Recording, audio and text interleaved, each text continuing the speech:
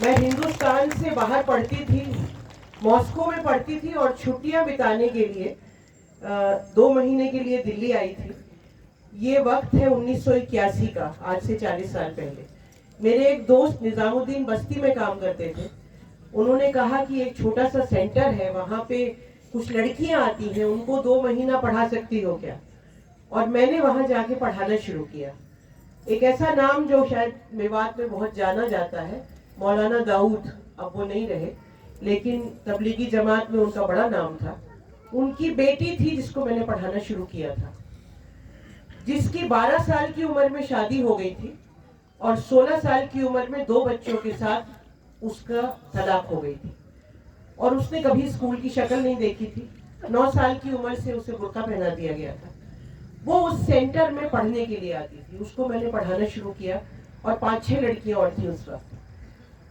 2 مہینے کہاں چلے گئے پتہ نہیں چلا. اس کے بعد جب میں واپس جانے کا میرا وقت آیا، فریدہ نام ہے اس کا، فریدہ نے کہا کہ زندگی میں پہلی بار روشنی دیکھی ہے، آپ چلی جائیں گی تو کیا ہوگا؟ اگلے 8 سال میں اس بستی میں ہی رہی، میں واپس نہیں گئی. اور 8 سال تک اس بستی میں رہ کے میں نے 400 لڑکیوں کو پڑھنا لکھنا سکھایا. لیکن میں صرف انہیں پڑھنا لکھنا نہیں سکھا رہی تھی، میں ان کو اپنے حق کے لیے لڑنا سکھا رہی تھی. میں ان کو یہ سکھا رہی تھی کہ عورت جب سڑک پہ نکلے تو کس طرح چلے. اور سب سے پہلا حملہ میرے اوپر یہی آیا تھا. وہاں کے جو مولوی حضرات تھے، اس کا کہنے کا یہ مطلب نہیں ہے کہ سارے مولوی ایک جیسے ہوتے ہیں. میں بہت سارے مولویوں کے ساتھ کام کرتی ہوں، بہت سارے بہت سمجھدار اور سمجھ کے ساتھ ایک پیغام دینے والے بھی ہوتے ہیں، لیکن بہت سارے ایسے بھی ہوتی ہیں جنہیں یہ لگتا ہے کہ شاید عورتوں کو گھر کے اندر ہی بند رہنا چاہیے.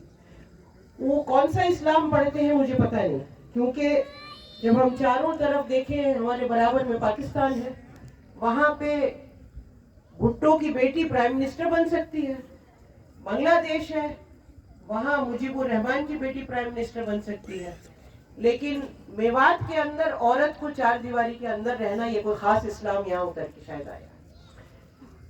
اور یہ جو اسلام کے ٹھیکیدار ہیں وہ یہ عورتوں کو بتاتے ہیں کہ تمہارا سماج میں کیا رول ہے. اسلام یہ نہیں کہتا. اسلام نے تو جب کہا کہ اگر علم حاصل کرنا ہو تو چین تک جاؤ، تو یہ تو نہیں کہا تھا کہ میں مردوں کے لیے کہا جا رہا ہے. ایسا تو نہیں لکھا نا، اے مردوں تم چین تک جاؤ. عورتوں کے لیے بھی کہا جا رہا تھا. اور اس وقت جب نہ گھوڑا تھا، نہ گاڑی تھی، نہ ہوائی جہاز تھا، نہ ریلوے تھی. اس کا مطلب عورت بھی جا سکتی تھی چین تک. تو 2 کلومیٹر دور جو اسکول ہے وہاں تک بھی جا سکتی ہے لڑکی آپ کی. اسلام نے نہیں روکا. یہ یہاں کا جو سماج کا جو بہت ہی چھوٹی سوچ ہے، اور جو ایک بالکل غلط اسلام کی پکچر لے کے آتی ہے، یہ وہ سوچ ہے جو پیچھے کھینچتی ہے عورتوں کو. بہرحال میں یہ بتا رہی تھی کہ ہم نے وہاں